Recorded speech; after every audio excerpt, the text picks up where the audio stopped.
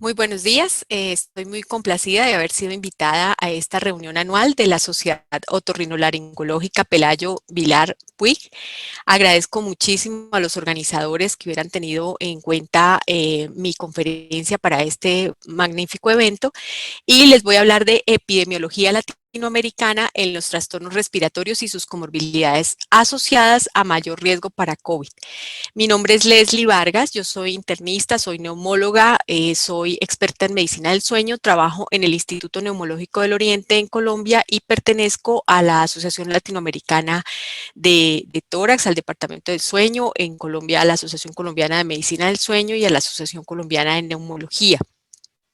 Entonces, sin más preámbulo, bueno, iniciamos con esta pregunta tan interesante que justamente tres de los grandes referentes latinoamericanos se hicieron en el 2012, que hace referencia a si los síntomas y los trastornos del dormir en hispanos y en latinos estamos hablando de poblaciones diferentes y precisamente es el doctor Juan Carlos Vázquez García, mexicano, quien en compañía del doctor Lorenzi, brasilero, y de la doctora María Vitorina López, inician como con esta pregunta un recorrido, digamos, que se ha venido haciendo en estos años, ayudándose a partir de esto como a formar un poco los cimientos de la epidemiología de la apnea del sueño en Latinoamérica.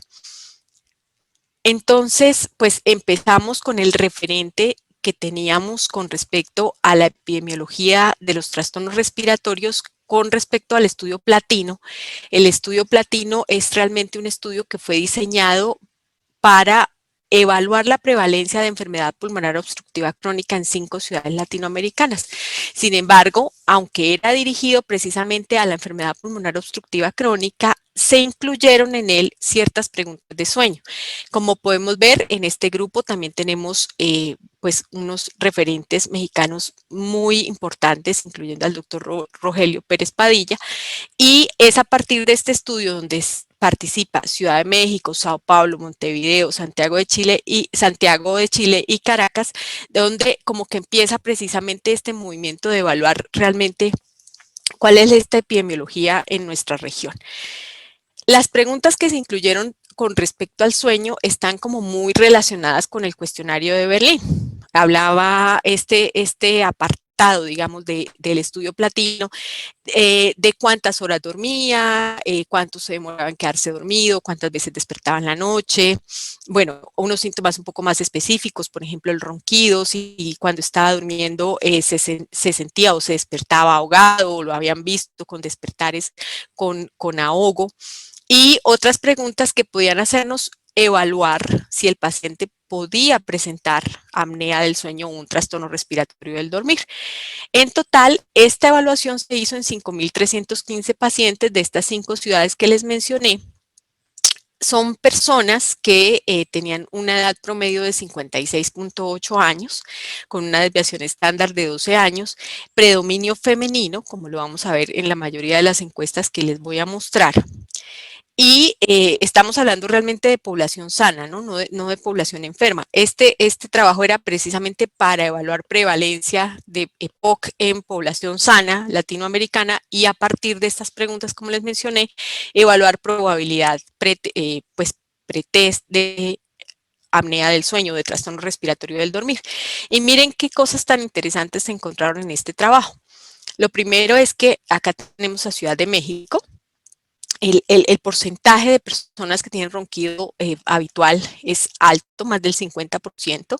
Se acompaña de somnolencia o presentan somnolencia más bien el 17%.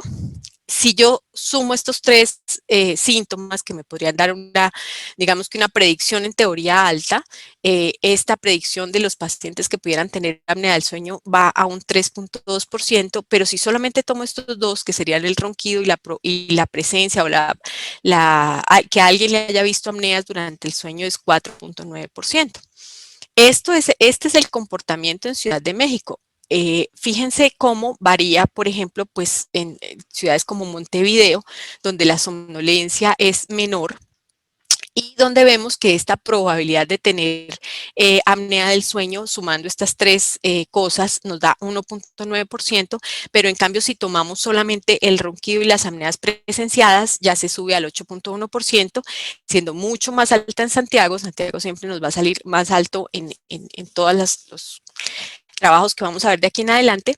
Y bueno, estos son los síntomas en la distribución de los síntomas en Caracas.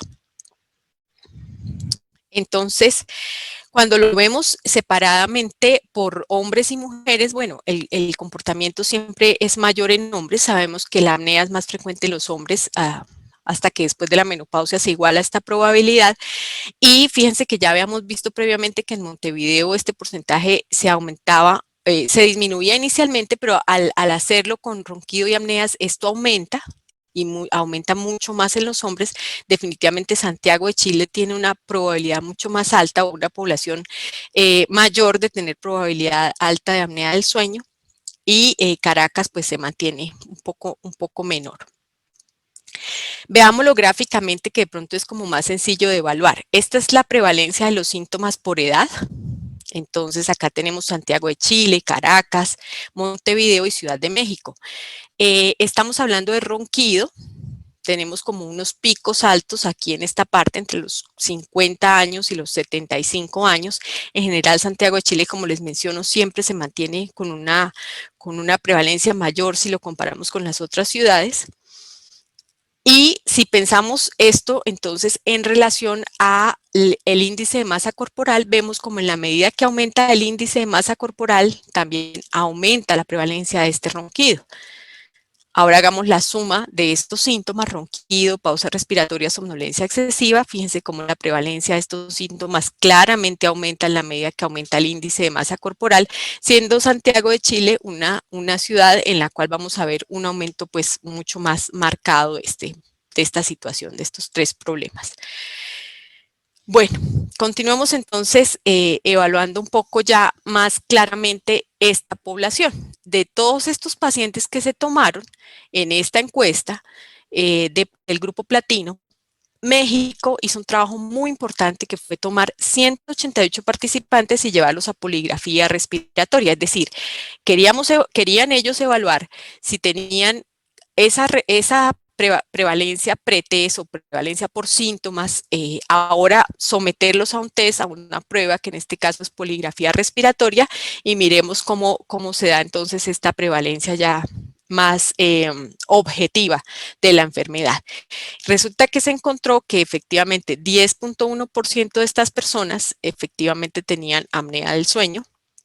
Y miren cómo, por ejemplo, la escala de Edwards y el RDI, que sería pues lo que nos da esta prevalencia de apnea del sueño, tomando un RDI más de 15, para ser como un poquito más claros en el diagnóstico, que no se nos vayan tantos de pronto falsos negativos.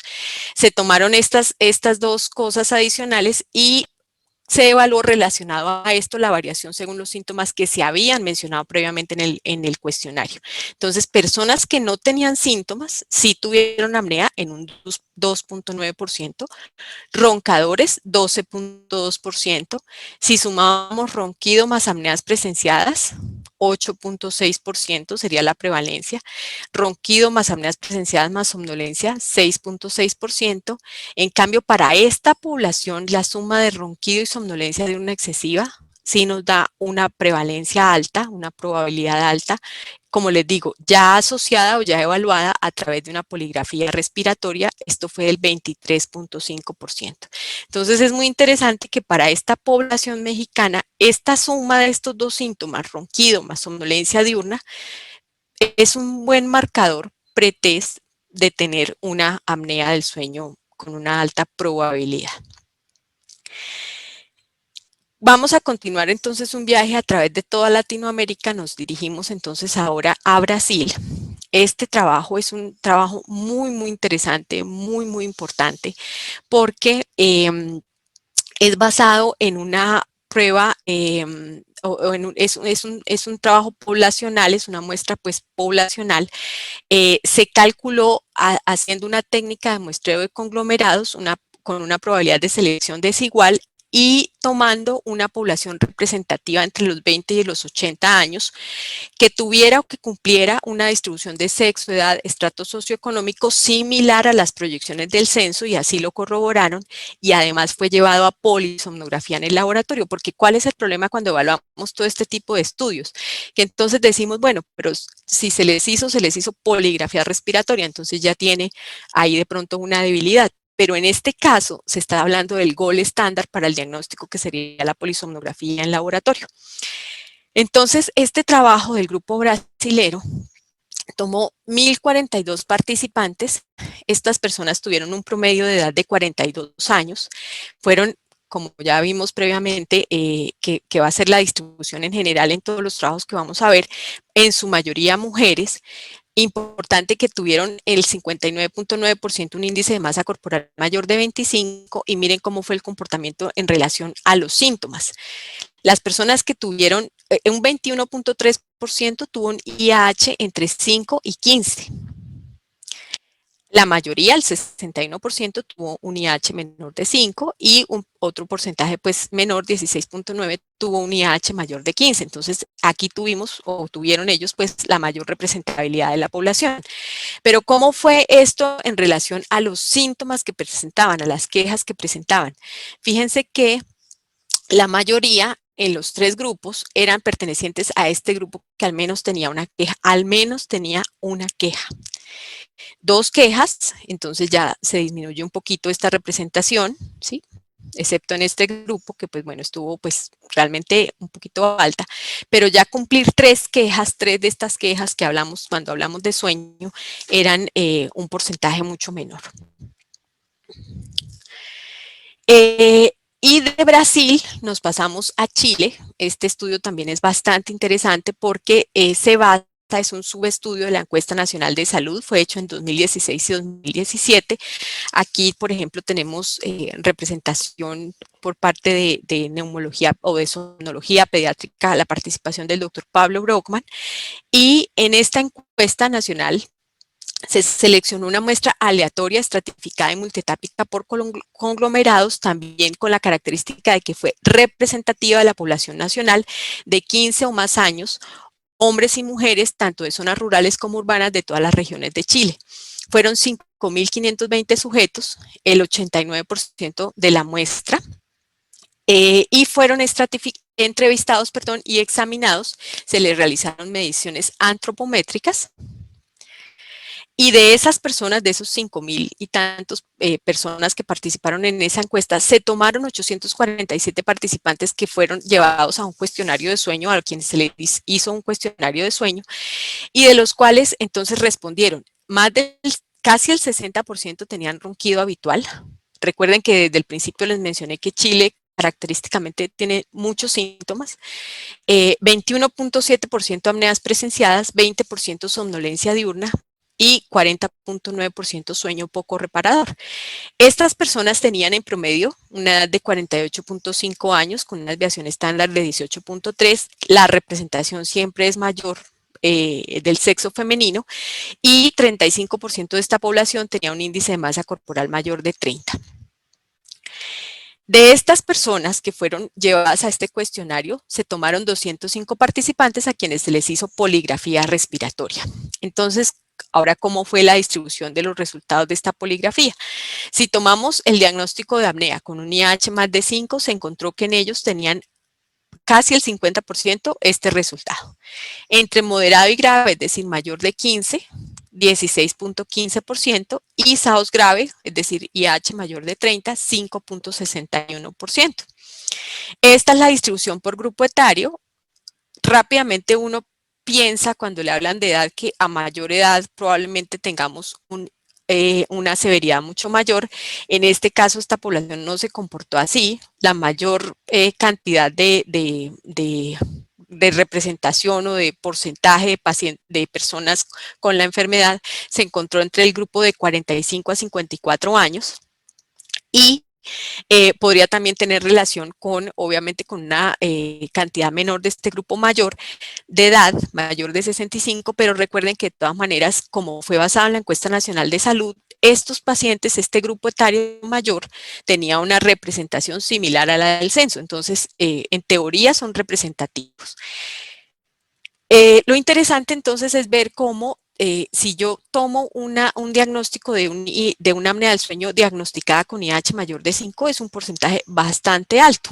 Ya los que tendría que intervenir estarían en estos dos grupos que sumarían alrededor del 21%. Esto para los compañeros pues de Chile. Volvemos a México porque entonces tenemos un trabajo más nuevo, muy bonito, muy similar al de los chilenos porque es basado en la encuesta nacional también de salud y nutrición del 2016, que igualmente pues es una encuesta transversal, tiene un muestreo probabilístico, polietápico, con representación pues de todo el territorio nacional, regional y por tipo de localidad, es decir, tanto urbana como rural. Se hizo un muestreo de 9.479 hogares, 9.406 adultos con una tasa de respuesta alta, 91.7, un poco mayor que la que vimos en la encuesta anterior. Una población adulta mayor de 20 años a las que se les hizo cuestionario sobre las horas y la calidad del sueño y además cuestionario de Berlín. Esto fue publicado en el 2018. Un número grande, 8.649 participantes, que son representativos de 71.158.260 adultos mexicanos a nivel nacional. De estos, la representación está distribuida un 77% en localidad urbana, 60% en la región centro y sur del país.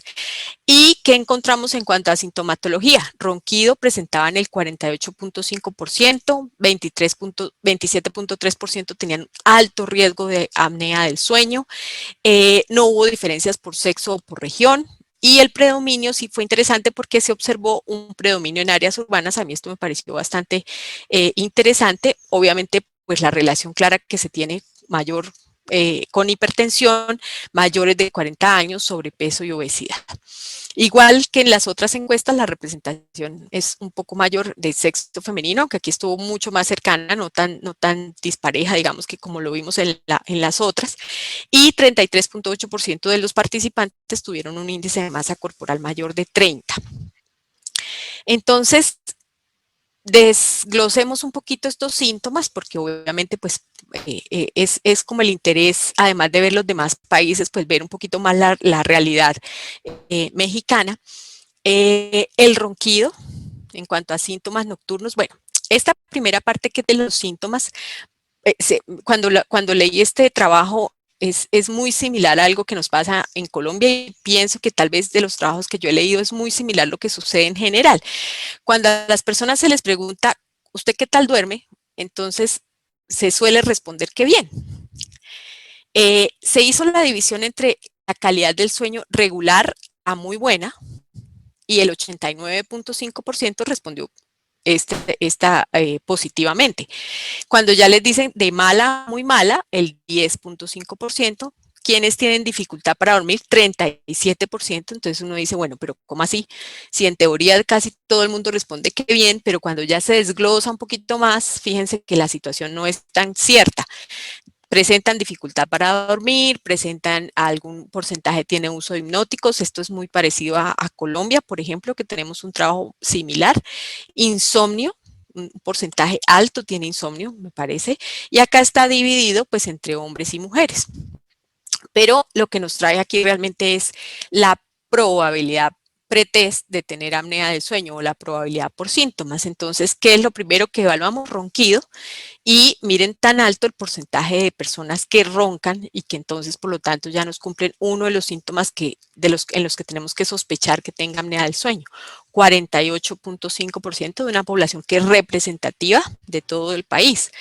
Apneas presenciadas, esto es bajito y habitualmente en las encuestas esto suele marcar un porcentaje bajo.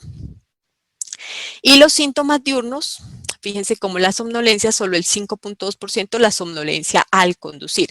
Si hablamos de cansancio o fatiga, que es algo tan difícil como de definir, 32.4%, y percepción de no descanso, 30%. Entonces, comparemos estos síntomas diurnos con la relación o relacionémoslos con los síntomas que a las personas se les pregunta qué tal duermen, y en general todo el mundo dice, no, yo duermo muy bien, pero la verdad es que no es cierto. Las categorías para definición de riesgo alto que se tomaron fueron también muy interesantes la forma como las dividieron y fíjense que bueno, en la categoría 1 se consideró presente al contar con al menos 2 puntos dados por ronquido, que como vimos arriba el ronquido es alto, que fuera de intensidad fuerte o muy fuerte y la frecuencia pues de este ronquido y apnea. Entonces, en esta categoría, si lo sumáramos de esta manera, sería un 34.5%. La categoría 2 se consideró presente con al menos 2 puntos dados por la percepción de no descanso, el cansancio y la somnolencia al conducir, se disminuye al 22.1%, y la categoría 3, si hay presencia de obesidad o diagnóstico de hipertensión arterial sistémica, esto ya se aumenta más, obviamente por la complejidad del problema de obesidad que hay en el país. Esta división es muy interesante porque nos dice muchas cosas en relación precisamente, bueno, esta era la encuesta obviamente de salud nutricional, entonces es muy importante esta relación que vemos con la obesidad, ya lo vamos a analizar un poquito más adelante, pero para que tengan en cuenta cómo si yo defino riesgo alto de apnea del sueño teniendo en cuenta o los síntomas nocturnos o los síntomas diurnos o la presencia de las comorbilidades, pues realmente es mucho porque estamos hablando de una encuesta con población que es representativa de todo el país. Este es el nuestro, el de Colombia. Entonces, este es un trabajo hecho por la Universidad Javeriana. Participaron 3 ciudades. En esto es muy importante que se tomó la decisión de hacerlo a diferente altitud porque pues nosotros, al igual que en México, tenemos pues ciudades o varía mucho esta altitud, especialmente con la capital, en nuestro caso Bogotá, que está a 2.640 metros sobre el nivel del mar. Participó la ciudad donde yo resido, que es Bucaramanga, y participó Santa Marta, que es a nivel del mar. Se tomaron adultos mayores de 18 años residentes en áreas urbanas. Este trabajo fue publicado en el 2016 y de una encuesta realizada a 5.474 participantes. Fíjense cómo la distribución del sexo es muy similar a lo que hemos visto en las anteriores, un poquito más de mujeres. La población estuvo distribuida prácticamente de forma equitativa en las tres ciudades y las edades fueron de 18 a 44 años y si yo evalúo por los cuestionarios que se les hicieron por Pittsburgh, por Berlín o por Stopbank la probabilidad de tener apnea del sueño, fíjense que nuestras probabilidades están alrededor del 22-23%, que fue más o menos lo que dio mi ciudad, Bucaramanga, hasta Santa Marta, que es a nivel del mar, que da casi el 30%. Nos adherimos pues mucho al Stopbank porque como ustedes saben pues es un cuestionario sencillo de realizar, tiene una buena sensibilidad, una buena especificidad y por lo tanto de aquí podríamos pues tomar como los valores referenciales de prevalencia de la enfermedad por síntomas para mi país. Ahora pasemos a Perú. Este trabajo de Perú es muy bonito, es del doctor Jorge Rey Castro con el doctor Edmundo Rosales. Ellos hicieron un trabajo evaluando los trabajadores de las minas en Perú y ellos se tienen que mover entre estas dos alturas, entre 3.200, que es donde se van y trabajan, y 2.500, que es donde viven, y todo el tiempo se están moviendo ahí. Entonces, lo que quisieron fue evaluar cómo podría ser la probabilidad de apnea del sueño si evaluaban estos pacientes a las dos altitudes. Y fíjense que cuando miran la poligrafía que se hace en estos pacientes cuando están a la altura, pues les da alta, pues el grupo es un grupo pequeño porque no era fácil hacer este trabajo, pero me parece que es interesante porque, como les decía, nuestra región andina tenemos alturas muy importantes, lo mismo pasa pues en mi país, pero pues Perú, Bolivia, Chile, pueden tener esta misma problemática y es que estos cambios de altitud van a hacer que estos problemas de apnea relacionados con las variaciones de la altura pues se presenten fácilmente. La diferencia es clara, IH promedio en el grupo cuando estaba a la altura de 3.200 metros es 15.8, mientras que cuando están a 2.500 metros es 2.4. En esa misma sintonía está también este trabajo de trastornos del sueño en residentes en Atahualpa. 97 participantes escogidos en forma aleatoria, mayores de 60 años, se les hizo polisomnografía, en este caso fue polisomno, pero en domicilio, y se encontró 13.8 de IH en promedio, con una desviación estándar de 14.1, y el 28% de esta muestra tuvo un IH mayor de 15, es decir, tendrían que pues, recibir en teoría tratamiento. También muy, muy importante. Ya yéndonos un poquito más globalmente, este trabajo del doctor, bueno, esta es una colaboración de varios centros a nivel mundial. Aquí pues realmente pues la cabeza como de este trabajo fue el doctor Malotra, y lo que hicieron fue un estudio de predicción dependiendo de las cifras que se tenían en otros países, pues en diferentes países, y trataron como de formar grupos de países que tuvieran características similares alrededor, donde de pronto no se tenían cifras, y como hacer unas semejanzas entre esas epidemiologías para poder dar unos valores globales. Viéndolo de esta manera, en nuestra región, la mayor prevalencia de eventos la tendrían Brasil y Estados Unidos. Y si lo vemos en este mapa que es bonito, pues es como más fácil de evaluar, en este mapa de calor, vemos que pues entre más cercano al rojo quiere decir que la prevalencia es más alta, estimando que tengan un índice de hipopnea más de 15 por hora. Esto es prevalencia estimada, como les mencioné. Y nuestra región, aquí Suramérica, nos parecemos todos mucho. En teoría, a pesar de lo que vimos en los otros trabajos, por ejemplo, Chile tendría una prevalencia menor, que no se correlaciona con lo que encontraron en esta encuesta nacional. Y México, llamativamente, también tendría una prevalencia menor, que tampoco se correlaciona con lo que ustedes tienen en su trabajo, ni con la realidad de pronto, por ejemplo, de los problemas que hay relacionados con obesidad. Este tal vez sería la debilidad de este trabajo, estas prevalencias estimadas. Sin embargo, me voy a devolver a la primera diapositiva. Oh, perdón. No la tengo acá. Quería haberles mostrado que cuando ellos miran ya globalmente, pues lo que le llama a uno la atención es que cuando yo sumo todos estos porcentajes de personas en el mundo y de grandes países que puedan tener apnea del sueño, pues en teoría la prevalencia de la apnea del sueño, si la miramos en números, es muy alta a nivel mundial, si yo sumo esa prevalencia estimada global. Y lo pone a uno a reflexionar es qué estamos haciendo nosotros para poderle brindar el diagnóstico, el tratamiento que estas personas necesitan, especialmente en regiones como la nuestra, en Latinoamérica, donde es tan difícil ir a un sitio donde haya especialistas en medicina del sueño, o poder, por ejemplo, tener la posibilidad de tener un estudio del sueño. ¿Qué ha cambiado desde que empezó como las descripciones de la epidemiología? Porque recordamos que esas cifras clásicas de los estudios de Weber eh, eh, con respecto de Terry Weber con respecto a la epidemiología, que nos hablaban del 2% en las mujeres y el 4% en los hombres, en la edad adulta media. ¿Por qué ahora estamos hablando de estas prevalencias tan altas, que en general están alrededor del 20% más o menos, y si pensamos en ciertas poblaciones especiales, pues podrían darnos hasta el 40%? Lo primero es que hacemos más y mejor el diagnóstico. Entonces, actualmente contamos, por ejemplo, con Termistor, no hacemos los estudios solo con cánula. Tenemos equipos portátiles, tenemos estudios simplificados, tenemos mayor sospecha diagnóstica.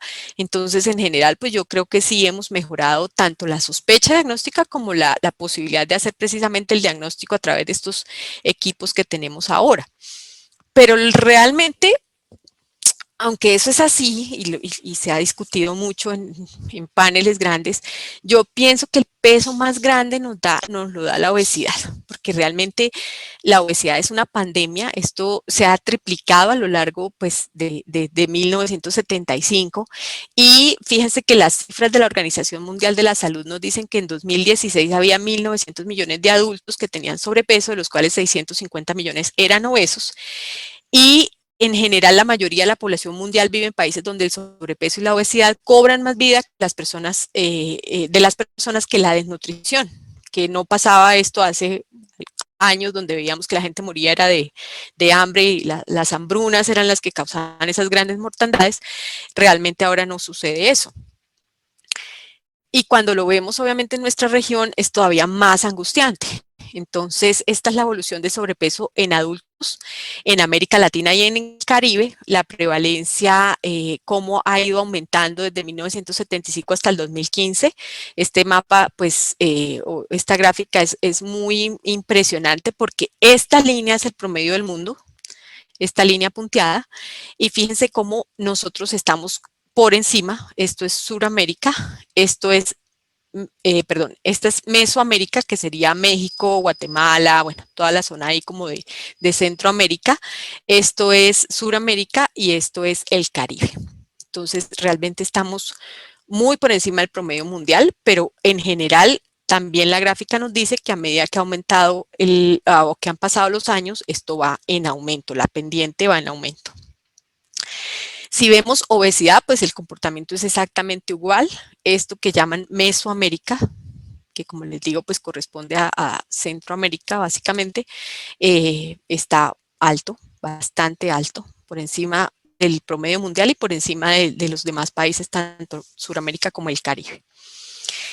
Y cuando lo vemos por país, entonces centrémonos un poquito en esto, en cómo ha sido el cambio entre este promedio de 1980 a 1999 a 2000, del 2000 al 2016, que son las barras vino tinto.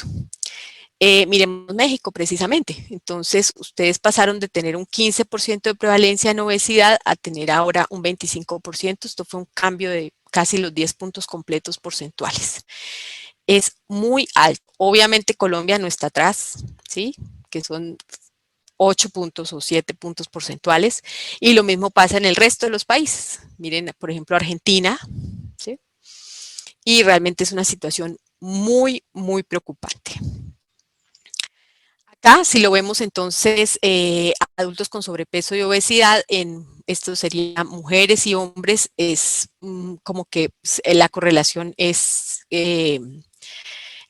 de sobrepeso, entonces el comportamiento es más o menos en prevalencia igual, tanto en hombres como en mujeres, estamos hacia el mismo porcentaje, y lo mismo pasa en obesidad. Esto es sobrepeso sin obesidad y este es obesidad, entonces tanto hombres como mujeres el comportamiento también es bastante similar.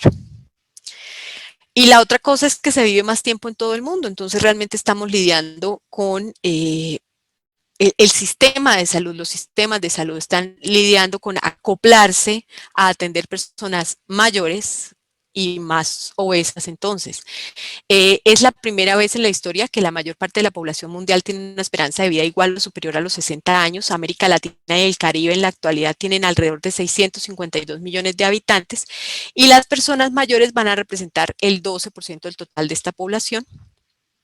Y definitivamente esto va a aumentar. Sabemos que para el 2050 la población mundial de esta franja de edad será de 2.000 millones y habrán mayor representación de adultos mayores que de niños.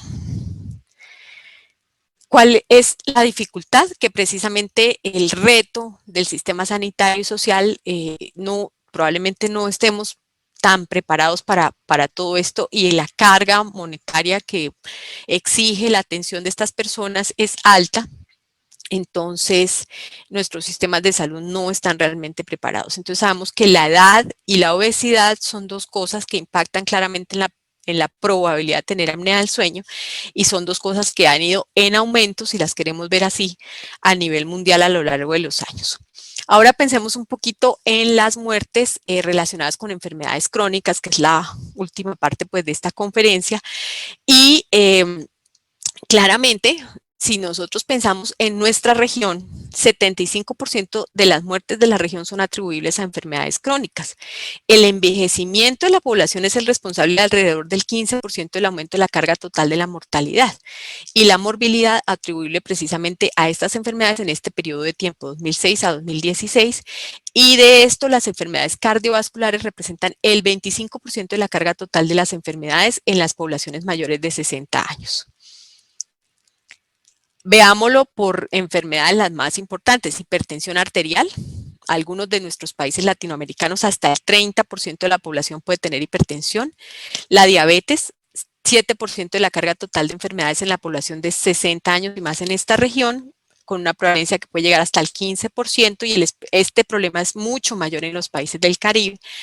y obviamente dan lugar a un aumento de las enfermedades renales crónicas y por tanto pues de la carga de la enfermedad, de los costos también de la enfermedad. Las patologías que sabemos que están más asociadas a la prevalencia de apnea obstructiva del sueño son la obesidad, la falla cardíaca congestiva, la fibrilación auricular, la hipertensión arterial, la diabetes, las arritmias nocturnas, los eventos cerebrovasculares, la hipertensión pulmonar, los conductores de vehículos y pues deberíamos hacerle búsqueda activa a la gente que va a ir llevada a cirugía bariátrica, es decir, los que tienen una obesidad importante. Esto lo sabemos desde hace rato, estos son criterios de la Academia Americana de Medicina del Sueño, y fíjense entonces cómo tenemos que pensarlo también del otro lado, no de nuestros pacientes qué factores de riesgo tienen, sino ya basados en la enfermedad, qué probabilidad teniendo esa enfermedad tengo de que tenga la apnea del sueño. Y es que esto cambia claramente y se hace mucho mayor. Si yo tengo un paciente con hipertensión arterial, la probabilidad de que tenga apnea del sueño puede ir entre el 30 al 83%, si tengo falla cardíaca va a ir del 12 al 53%, y esto también depende de qué fase de falla cardíaca se encuentre. En enfermedad cardíaca isquémica puede ir desde el 30 hasta el 58%, y en ACV es muy alto, del 43 al 91%. Entonces, en conclusión, la prevalencia de la apnea obstructiva del sueño es similar en la mayoría de los países de nuestra región, sí, eso lo vimos en todas las encuestas que les mostré, en estos estudios grandes, epidemiológicos muy buenos, y esto está en relación con el aumento de la obesidad y el envejecimiento de la población, que obviamente van de la mano con una mayor prevalencia de apnea obstructiva del sueño. Se estiman prevalencias altas en nuestra región, continuando con un subdiagnóstico muy alto. ¿Sí? Si yo estoy pensando, si evalúo cualquiera de estos estudios que se hacen por encuestas nacionales y pienso, por ejemplo, en México, donde vimos, basados en esos criterios, que hasta el 40% de la población podría tener apnea del sueño, ¿cómo llego yo a ese 40% de la población para hacerle diagnóstico y aún más, para darle un tratamiento, para hacerle un seguimiento? Muy complicado. La apnea obstructiva del sueño comparte otros factores de riesgo para, por ejemplo, peores desenlaces en pacientes con infección por SARS-CoV-2, ahora que estamos pues en todo este problema mundial de la pandemia. Estos factores de riesgo obviamente son la diabetes, la hipertensión, la obesidad, la edad, y puede ser una de estas enfermedades que está ahí como acompañando todo este riesgo que puedan tener estos pacientes. Entonces es algo que además tenemos que tener en cuenta actualmente. Muchísimas gracias por la invitación a este simposio. Les agradezco muchísimo la atención prestada. Esta es una fotografía de mi ciudad, de Bucaramanga. Si a mí me dieran a escoger una segunda patria, créanme que escogería México, que es donde tengo mis mejores amigos, y cada vez que voy hago nuevos mejores amigos. Entonces además tengo ya muchos amigos en México, y es precisamente por esta como cercanía que tenemos cultural. Nos parecemos creo que mucho culturalmente en muchos sentidos, pero tal vez les voy a reconocer que su comida es mucho más deliciosa que la nuestra. Entonces, muchas gracias por esta invitación y quedo atenta a las preguntas que se planteen de aquí en adelante. Muchas gracias.